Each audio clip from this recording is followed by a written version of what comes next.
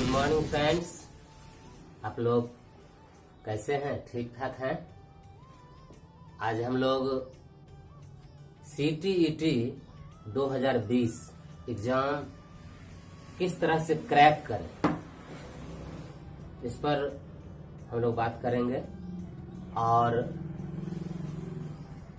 इस एग्जाम का जो प्रिपरेशन है, इस प्रिपरेशन से जुड़ी हुई बहुत सारी बातें हम लोग जानेंगे। और क्रमशः अगर आप इस चैनल से जुड़े रहे तो आपको सीटेट एग्जाम के सारे टॉपिक्स से संबंधित वीडियो हम लोग डालेंगे। और बिल्कुल हम लोग यह आशा करते हैं इससे आप कंटिन्यू अगर जुड़े रहें तो निश्चित रूप से सीटेट एग्जाम 2020 आप क्रैक कर सकते हैं। तो सबसे पहले इस RRM एकेडमी सीटेट 2020 में आप सभी का स्वागत है। अगर अभी तक आपने इस चैनल को सब्सक्राइब नहीं किया है तो निश्चित रूप से चैनल को सब्सक्राइब कर लें, अधिक से अधिक शेयर करें, लाइक्स करें, कमेंट्स करें। हम लोग ये जानते हैं कि सीटेट क्या है। सीटेट का फुल फॉर्म आप सभी लोग जानते होंगे, सेंट्रल टीचर्स एलिजिबिलिटी टेस्ट, यानी केंद्रीय शिक्षक योग्यता जांच, यानी केंद्रीय शिक्षक योग्यता जांच। यानी कहने का मतलब है कि इस सीटेट को क्रैक करके आप केंद्र सरकार के अधीन चलने वाले तमाम 1 to 5, 6 to 8 और इससे ऊपर उन विद्यालयों के आप अध्यापक बन सकते हैं। हम लोग यहाँ चर्चा करेंगे पेपर 1 और पेपर 2 की। पेपर 1 में हम सभी जानते हैं कि 1 to 5 यानी प्राइमरी स्कूल में पढ़ाने की योग्यता रखने वाले शिक्षक तैयार होते हैं। और 6 to 8 यानी पेपर 2 क्रैक करके आप 6 to 8 के शिक्षक बन सकते हैं। फ्रेंड्स, अभी का जो दौर है, इस दौर में अगर एक ऐसा जॉब, जिस जॉब में अगर कहा जाए तो वाकई में सबसे अधिक आत्मसंतुष्टि अगर आपको मिलती है, अगर सबसे अधिक प्रतिष्ठा, और यदि आपके पास नॉलेज है, आप यदि तन्मयता से स्टूडेंट लाइफ में पढ़ाई किए हैं और कर भी रहे हैं, तो निश्चित रूप से हर व्यक्ति की यह महत्वाकांक्षा होती है, हर व्यक्ति की इच्छा होती है कि अपने नॉलेज से वह समाज की सेवा भी करे, देश की भी सेवा करे, वह अपने परिवार के लिए अर्थोपार्जन भी करे और वह अपने जॉब से संतुष्ट भी। अगर कुल मिलाकर के देखा जाए तो शिक्षक बनना हमारे समाज और देश के लिए गौरव की बात है। एक समाज, एक देश तभी विकसित हो सकता है, तभी आगे बढ़ सकता है जब उसके पास कॉम्पिटेंट टीचर हो। और कॉम्पिटेंट टीचर बनना अपने आप में बहुत ही सौभाग्य का काम है, सौभाग्य की बात है। तो क्यों न हम अपने आप को एक टीचर के रूप में, एक सोशल मेंटर के रूप में, एक राष्ट्र निर्माता के रूप में स्थापित करें। और इसी के लिए सीटेट साल में 2 बार एग्जाम लेती रही है और देश के लाखों लाख स्टूडेंट इसमें शामिल होते हैं। और इसका रिजल्ट भी हाल फिलहाल में काफी अच्छा हुआ है, अच्छा हो रहा है, सुधर रहा है। तो आज हम लोग माइन्यूटली इसके सिलेबस पर फोकस करेंगे और इसकी तैयारी के लिए क्या क्या आवश्यक चीजें हैं, हमें किन किन स्टेप से गुजरना पड़ता है इसकी तैयारी के लिए, और हमें क्या क्या करना चाहिए ताकि हम इस प्रतिष्ठित एग्जाम को क्रैक करें। इस सीटेट 2020 को हम लोग निश्चित रूप से एक बेहतर अंक के साथ क्रैक करें। और हमारा विश्वास है, हमारा भरोसा है कि आप हमारे साथ बने रहें। निसंदेह आप अच्छे अंक के साथ इसको क्रैक कर सकते हैं, क्योंकि मैंने भी प्रथम प्रयास में सीटेट को क्रैक किया और मैं अपने अनुभव की सारी बातें आप तक पहुंचाऊंगा और मैं प्रयास करूंगा कि बिल्कुल सहज और सरल भाषा में सारी चीजें आपके बीच रख सकूं। तो सबसे पहले हम लोग देखते हैं, एक नजर डालते हैं इसके जो पेपर 1 है, जो क्लास 1 to 5 के लिए है। उसमें आपको बाल विकास एवं शिक्षा शास्त्र, जिसको शॉर्ट में CDP कहते हैं, चिल्ड्रेन डेवलपमेंट एंड पेडागॉजी। यानी आप जब अपने आप को एक टीचर के रूप में स्थापित करने को सोचते हैं तो आपका नजरिया एक टीचर का हो जाता है। आप एक शिक्षक के नजरिए से समाज के बच्चों को देखते हैं, विद्यालय के बच्चों को देखते हैं। आप कल्पना करें कि आप एक टीचर हो गए, टीचर आप बन गए।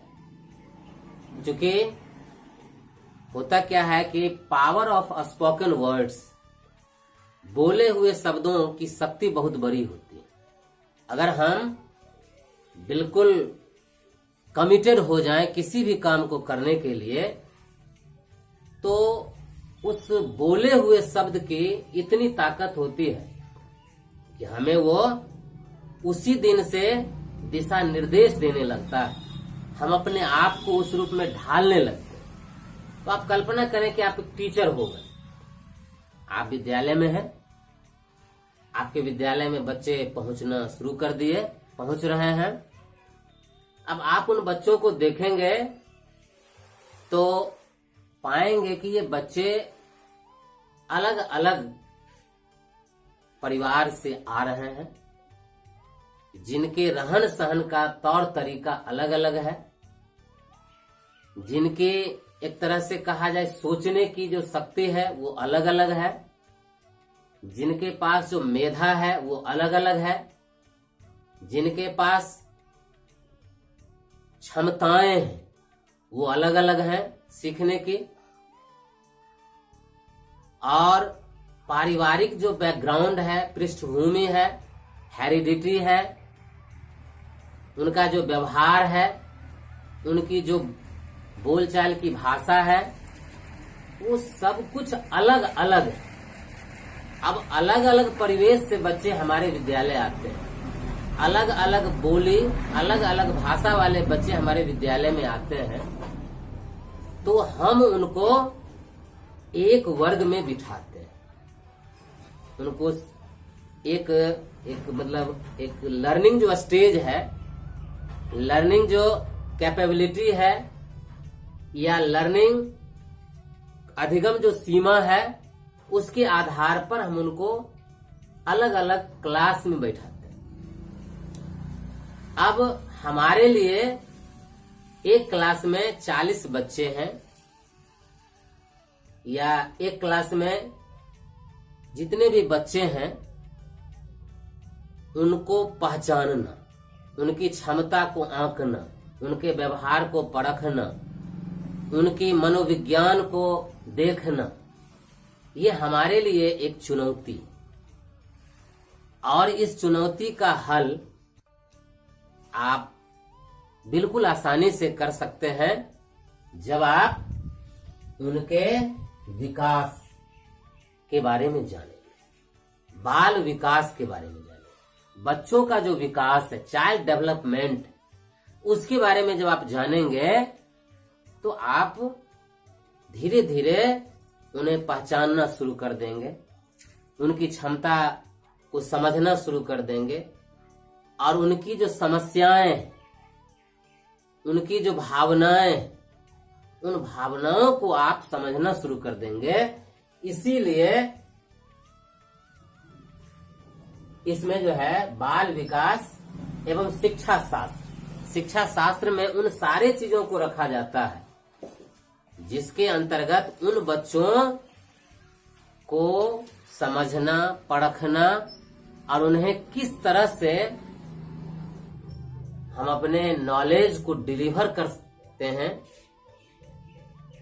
उनकी कैपेबिलिटी के मुताबिक। तो ये सारी चीजें जो है एक पेपर में आती हैं और उस पेपर का नाम है बाल विकास एवं शिक्षा शास्त्र। इस पेपर में 15 अंक का बाल विकास और 15 अंक का शिक्षा शास्त्र, यानी 30 अंक, 30 मार्क्स इस टॉपिक के हैं। हमारा दूसरा टॉपिक इसमें है कि हिंदी भाषा। हिंदी भाषा एक तरह से अगर कहा जाए तो हमारे देश की राष्ट्र भाषा हिंदी है और किसी भी तरह के जो बच्चे हैं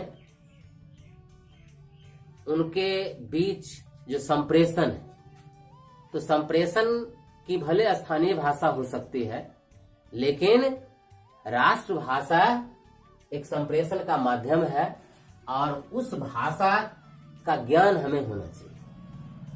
उस भाषागत जो ज्ञान है, व्याकरण से संबंधित ज्ञान है और पठित गद्यांश से संबंधित ज्ञान है। यानी कहने का मतलब है कि मोटा मोटी तौर पर यदि हम कहें तो भाषा के बारे में हमारा ज्ञान संपूर्ण स्तर पर हो, ताकि हम उनकी भावना को समझ सकें और अपनी भावना को उन तक पहुंचा सकें।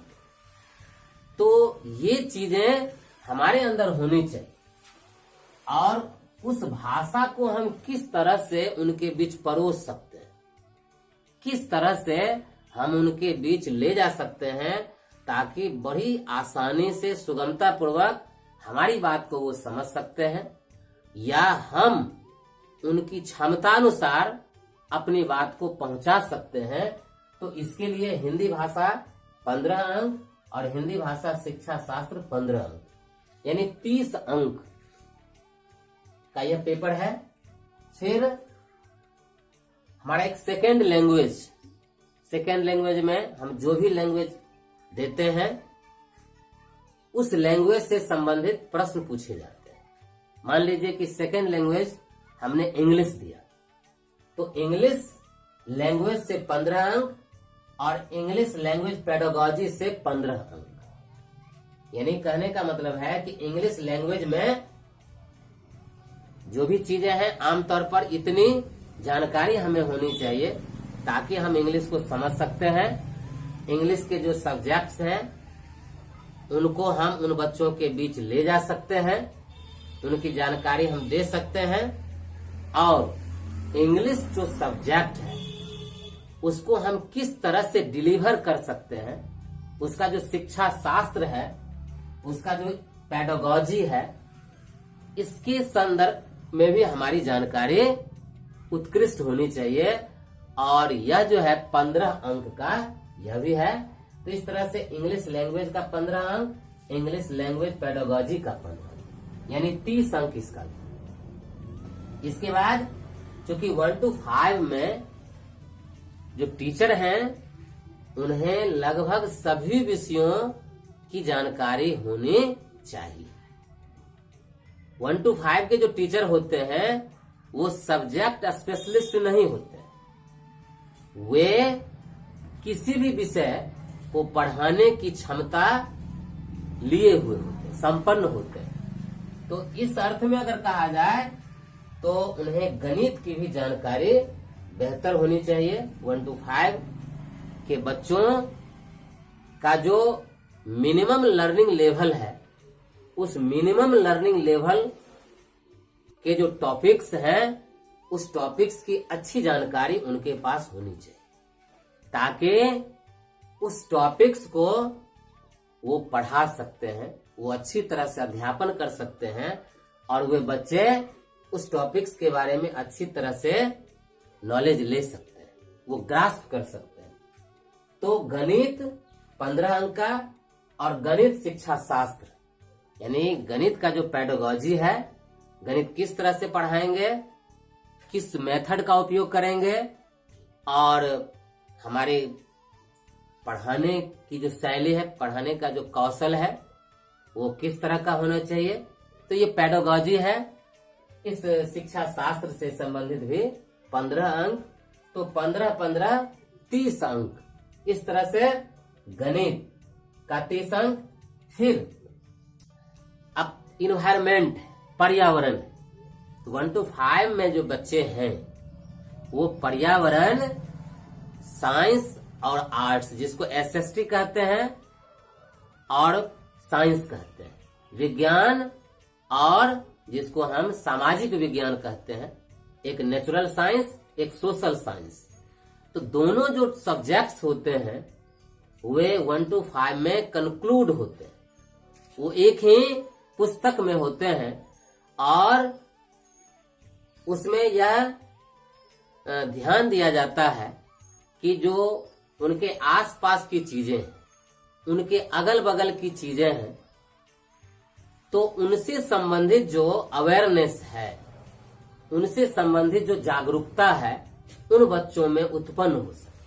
प्रकृति से संबंधित प्रेम, पौधों का संरक्षण, जल संरक्षण, मिट्टी को समझना, इसी तरह से पशुओं के प्रति उनका सद्भाव, प्रेम, फिर एक तरह से कहा जाए तो एक मतलब सामाजिक जो व्यवहार है उससे संबंधित, यातायात की समझ, आवागमन की समझ, रास्ते में कैसे चलते हैं तो उसकी समझ, इस तरह के जो अवेयरनेस हैं उस अवेयरनेस को हम इन्वायरमेंट में पढ़ते हैं और उन बच्चों को पढ़ाते हैं।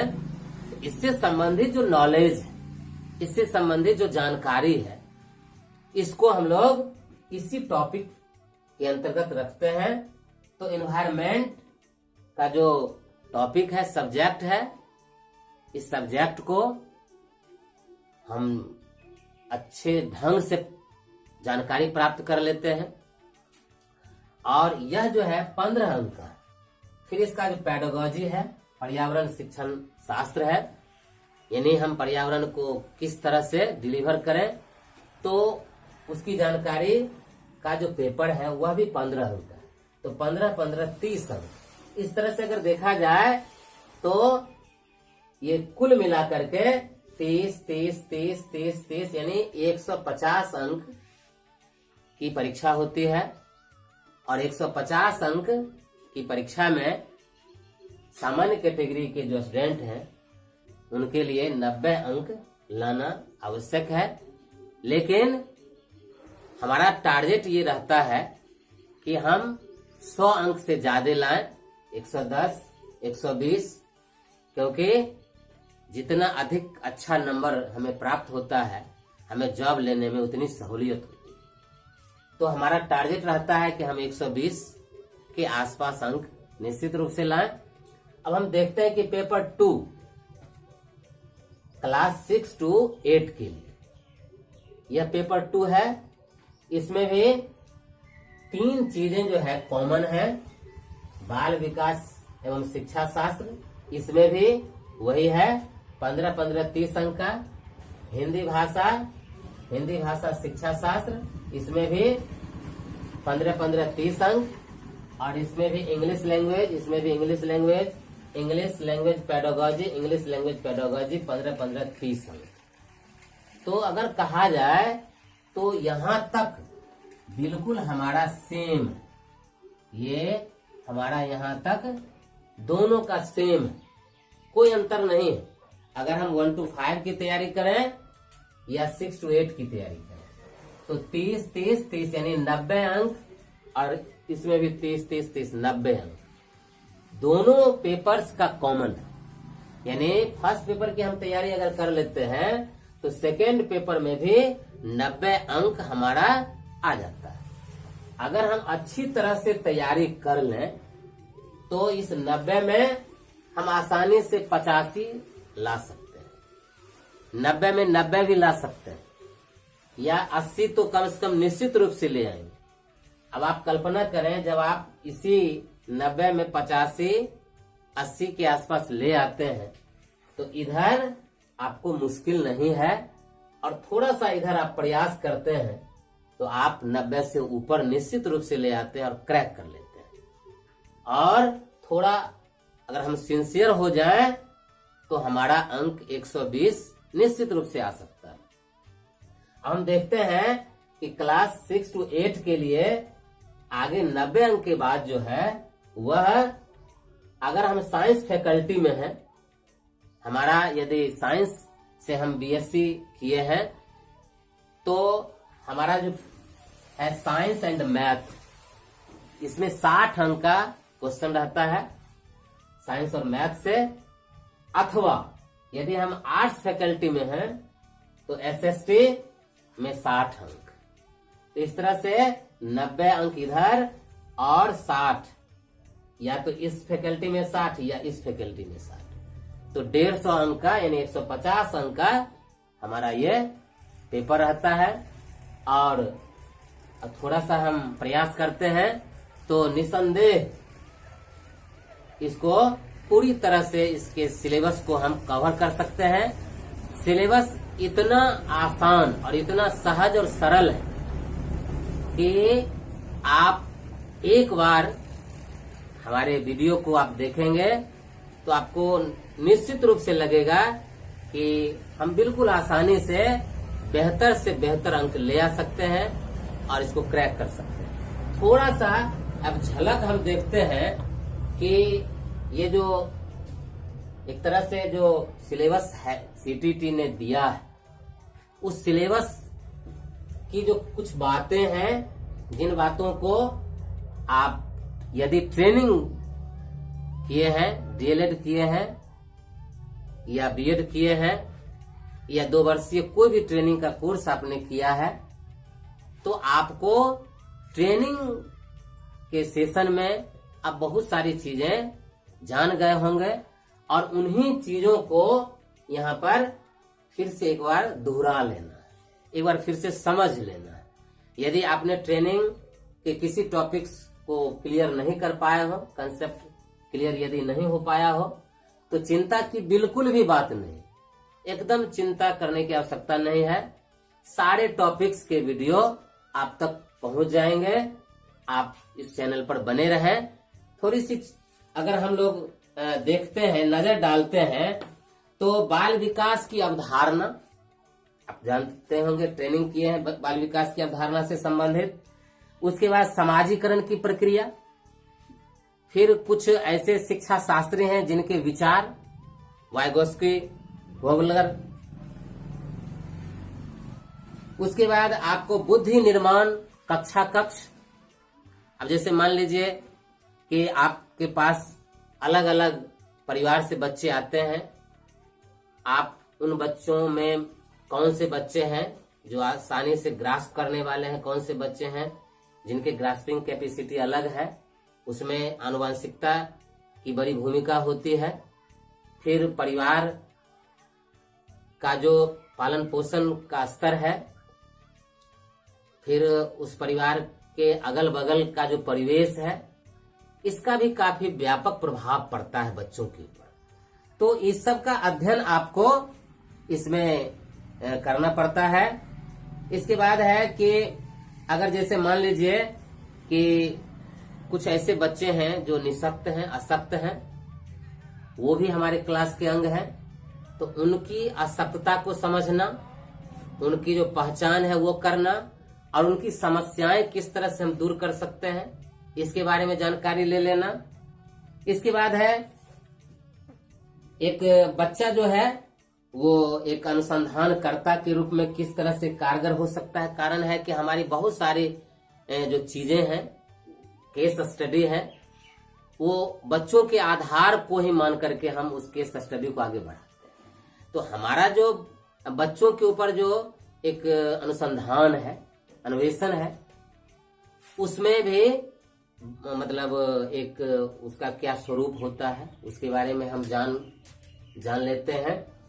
और इस तरह से कहा जाए तो मतलब चाहे पियाजे का सिद्धांत हो, चाहे वाइगोस्की का सिद्धांत हो, कोहलबर्ग का सिद्धांत हो, उसके बाद है सतत और व्यापक मूल्यांकन, प्रश्न पत्रों का निर्माण, किस तरह से हम बच्चों का जो मूल्यांकन करते हैं उसके लिए किस तरह के प्रश्न पत्रों का निर्माण करते हैं। तो ये सारी चीजें हैं जिनकी जानकारी आपने ट्रेनिंग पीरियड में लिया होगा। और यदि उस सारी चीजों से संबंधित अधिगम क्या है, अधिगम का सिद्धांत क्या है, तो इन सारी चीजों को क्लियर हम एक एक वीडियो में करेंगे। और जैसे मान लीजिए कि हिंदी भाषा और शिक्षा शास्त्र, तो हिंदी भाषा में जो व्याकरण का जो पार्ट्स है, व्याकरण के जो भाग हैं, आप जानते हैं कारक है, समास है, पर्यायवाची शब्द है, उपसर्ग है, प्रत्यय है, संज्ञा, सर्वनाम, विशेषण, क्रिया विशेषण, ये जो सारे टॉपिक्स हैं उस टॉपिक के बारे में आपकी जानकारी हो। और इससे संबंधित भी वीडियो हम डालेंगे। फिर इंग्लिश में या हिंदी में ही अपठित गद्यांश, आपका जो व्याकरण का जो भाग है वो डायरेक्ट क्वेश्चन आपका व्याकरण से नहीं रहता है, बल्कि एक अपठित गद्यांश के रूप में आप जब एक ऐसे गद्यांश को देखेंगे जिसको पहले आप नहीं देखे हैं, उस गद्यांश को आपको देखना होता है। और उसके बारे में आपका विजन क्लियर होना चाहिए कि वो उस गद्यांश में क्या दिया हुआ है, उस गद्यांश से संबंधित जो प्रश्न है उन प्रश्नों का हल हम कैसे कर सकते हैं, उसका शीर्षक क्या हो सकता है, उनका विश्लेषण किस स्वरूप में हम कर सकते हैं, और उससे निचोड़ हम क्या निकालते हैं। इसी तरह से अब अपठित पद्यांश भी होता है।